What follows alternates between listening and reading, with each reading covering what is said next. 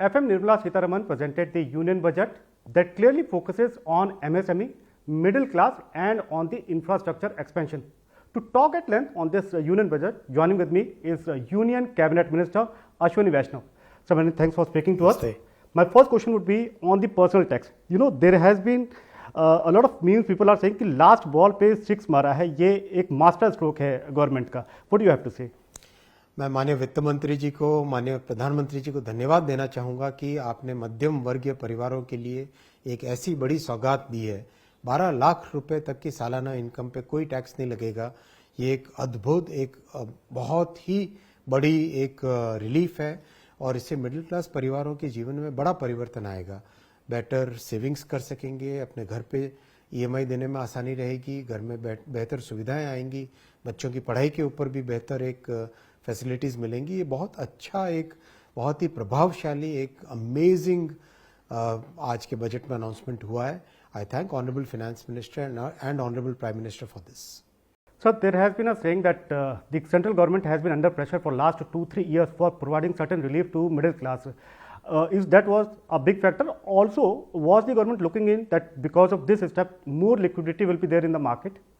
देखिए, लगातार आप अगर आप बजट के पिछले 10 वर्षों के बजट्स में देखेंगे, one after the other, facilities for middle classes have been really improved. Facilities for low income families have been really improved. एक एक करके अगर आप हेल्थ केयर में देखें, एजुकेशन में देखें, इंफ्रास्ट्रक्चर से बेहतर ट्रेन सर्विस मिलती तो किसको बेनिफिट मिलता है? मिडिल क्लासेस को बेनिफिट मिलता है. बेहतर ट्रेन सर्विसेज, बेहतर नए एयरपोर्ट्स होने से, उड़ान जैसी स्कीम आने से, हेल्थ केयर के नए हॉस्पिटल्स खुलने से, नई मेडिकल सीट्स बनने से, इन सब से ओवरऑल सबको, मिडिल क्लासेस को और लोअर इनकम फैमिलीज को बेनिफिट मिलता है. और आज के बजट में उसको एक और स्टेप ऊपर लेके जाया गया है. और मैं माननीय वित्त मंत्री जी को ये भी धन्यवाद देना चाहूँगा कि आपने एक तरफ से मिडिल क्लास को ये रिलीफ देके डिमांड क्रिएट करने का एक नया जरिया बनाया, लोगों के जीवन में परिवर्तन लाने का एक नया जरिया बनाया. साथ ही साथ जो कैपिटल इन्वेस्टमेंट प्रोग्राम है उसको भी मेंटेन किया है. 11,20,000 करोड़ रुपए का कैपेक्स प्रोग्राम है, जिस प्रोग्राम से भारत की जो लॉन्ग टर्म ग्रोथ की जो नींव है वो भी बनेगी. तो बहुत ही अच्छा, बैलेंस्ड, अमेजिंग ड्रीम बजट है.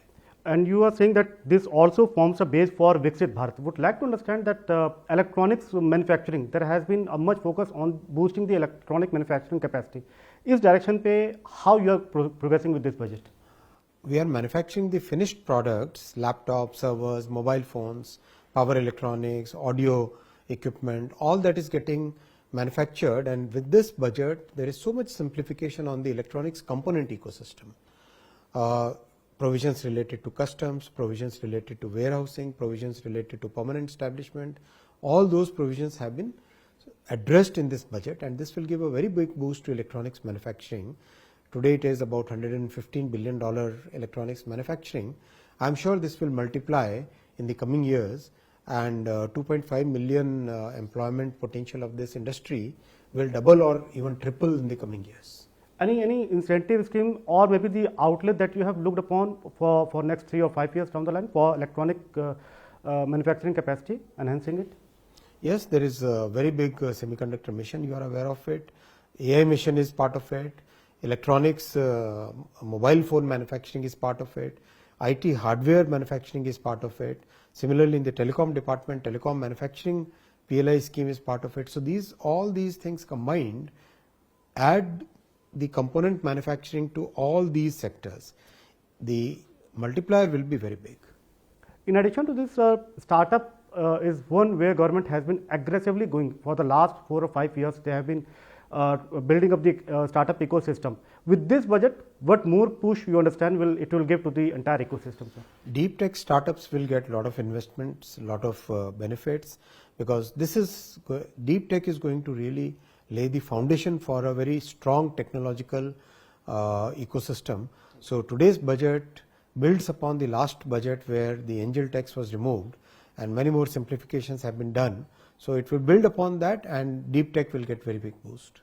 So now talking about railways may lagatar, we have seen that since 2014, the budgetary allocation has gone manifold up. This time, what is the budgetary outlay and how you are going to spend it? मैं माननीय वित्त मंत्री जी को, माननीय प्रधानमंत्री जी को धन्यवाद देना चाहूँगा कि जो आपने रेलवे का कंटिन्यूसली सपोर्ट किया है, उससे हमारे गरीब परिवारों में, हमारे मिडिल क्लास परिवारों में, हमारे जो मजदूर परिवार हैं, उन सब के लिए बहुत अच्छी सुविधाएं क्रिएट हो रही है। आप इस बजट में भी 2,52,000 करोड़ रुपए का बजट का एलोकेशन है, जैसे कि नई लाइनें बनाना, डबलिंग करना, ट्रिपलिंग करना। टोटल 4,60,000 करोड़ रुपए के नए प्रोजेक्ट्स इस बजट में इंक्लूड हुए हैं। 100 अमृत भारत ट्रेन नई बनेगी, प्लस 200 वंदे भारत ट्रेन नई बनेगी, स्लीपर प्लस चेयर कार मिला के 50 नमो भारत ट्रेन नई बनेगी, और 1,000 नए फ्लाईओवर और अंडरपासेज इसमें अप्रूव हुए। बहुत एक अच्छा रेलवे के लिए, फ्यूचरिस्टिक रेलवे बनाने के लिए, एक रोबस्ट रेलवे बनाने के लिए, देखिए सेफ्टी पे इतना ध्यान दिया गया है। चलित जो चालू अभी फाइनेंशियल ईयर है, इसमें 1,14,000 करोड़ रुपए का इन्वेस्टमेंट हो रहा है सेफ्टी पे। लास्ट ईयर 1,08,000 करोड़ का था, और अगले साल के बजट के लिए आज अनाउंसमेंट हुआ, उसमें 1,16,000 करोड़ रुपए का सेफ्टी पे इन्वेस्टमेंट है। बहुत बड़ा ये एक रेलवे के लिए अच्छा, एक ग्रोथ के लिए, स्टेबिलिटी के लिए।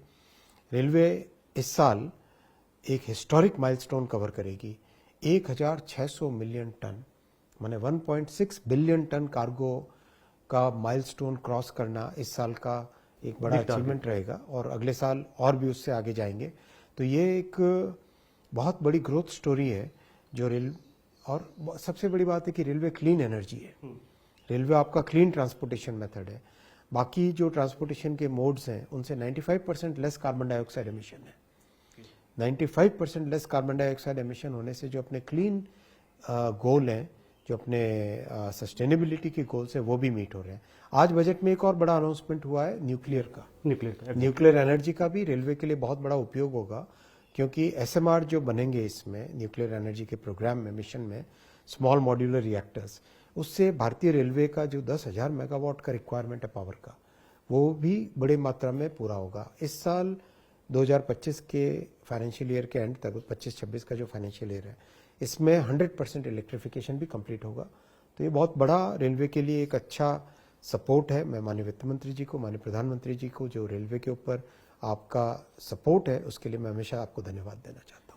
With electrification, significant cost saving and also the higher freight loading will improve the revenues as well. Overall financials को कितना improve होता हुआ आप देखें? अगले साल के लिए बजट के लिए भारतीय रेलवे का रेवेन्यू एक नया माइलस्टोन कवर करेगा। 3 लाख करोड़ रुपए का रेवेन्यू अगले साल कवर करेगा। इस साल 2,79,000 करोड़ रुपीस का रेवेन्यू है, और लगातार एक मेहनत के साथ टीम जो काम कर रही है, माननीय प्रधानमंत्री जी के डे टू डे गाइडेंस है रेलवे के ऊपर, उनका बहुत बड़ा फोकस है, क्योंकि रेलवे आगे बढ़ने से हमारे पूरा ट्रांसपोर्टेशन सेक्टर इंप्रूव होता है, लॉजिस्टिक्स की कॉस्ट बचती है, कार्बन डाइऑक्साइड एमिशंस कम होते हैं, और जो विशेष इंपॉर्टेंट बात है कि जो गरीब और मध्यम वर्गीय परिवार है, उनके लिए ये सबसे एक सस्ती अफोर्डेबल सर्विस, अच्छी क्वालिटी की सर्विस मिलती है। Last two question before coming to the last question on the employment part, इस बजट में किसानों पर भी एक फोकस गवर्नमेंट की तरफ से दिखाया गया है, और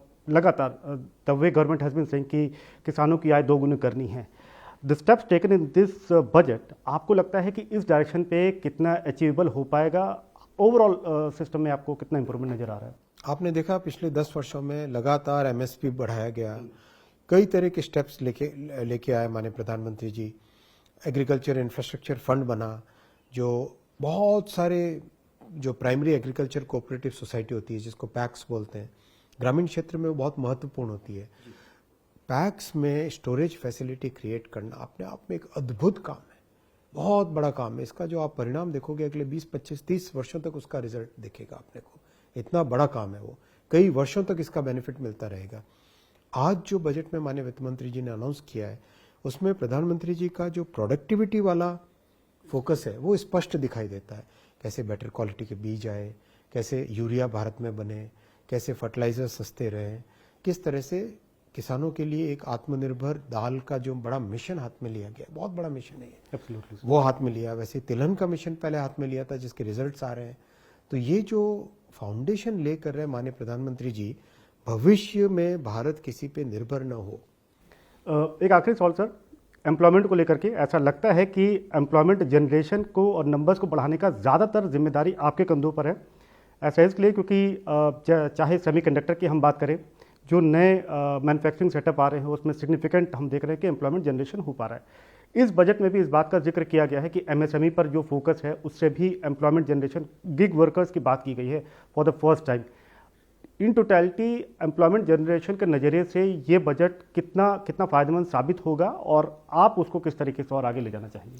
आप देखिए, स्पष्ट तौर पे माननीय प्रधानमंत्री जी ने इन्वेस्टमेंट जो बढ़ाया है लगातार, इन्वेस्टमेंट से एम्प्लॉयमेंट डायरेक्टली जनरेट होता है, नई फैक्ट्री बनती है, नए प्रोजेक्ट आते हैं, नई फैसिलिटीज क्रिएट होती है, इन सब से एम्प्लॉयमेंट क्रिएट होता है। एमएसएमई पे फोकस किया, इन्वेस्टमेंट को मेंटेन किया और मिडिल क्लास को टैक्स रिलीफ देने से जो डिमांड में इंप्रूवमेंट आएगा, डिमांड बढ़ेगी, ये सब तीनों के तीनों फैक्टर्स एम्प्लॉयमेंट क्रिएशन के लिए बहुत महत्वपूर्ण है। मैन्युफैक्चरिंग पे जो फोकस किया है, इलेक्ट्रॉनिक्स मैन्युफैक्चरिंग हो, चाहे आज टॉयज पे एक बड़ा मिशन भी डिक्लेयर हुआ है, कई तरह के जो एक एक प्रोडक्ट का आज माननीय वित्त मंत्री जी एक एक करके हर सेक्टर का जिक्र कर रही थी अपने भाषण में, तो वो एक बहुत महत्वपूर्ण चीज़ है। आप देखिए, ये एक ऐसा अद्भुत बजट है, इतना अमेजिंग बजट है, इट्स अ ड्रीम बजट। एक तरीके से हर फैक्टर को ध्यान में दिया गया, इन्वेस्टमेंट, मिडिल क्लास के लिए रिलीफ, किसानों के लिए बेनिफिट्स, एमएसएमई के लिए बेनिफिट्स, युवाओं के लिए नई रोजगार, टेक्नोलॉजी पे फोकस, इनोवेशन पे फोकस, डीप टेक स्टार्टअप्स पे फोकस, स्टार्टअप की डेट 2030 तक बढ़ाई। एक तरीके से समाज के हर वर्ग के लिए अच्छा इसमें प्रावधान किए गए। Many thanks for speaking to us, and the government has been constantly saying that this budget is a dream budget focusing on almost every sector.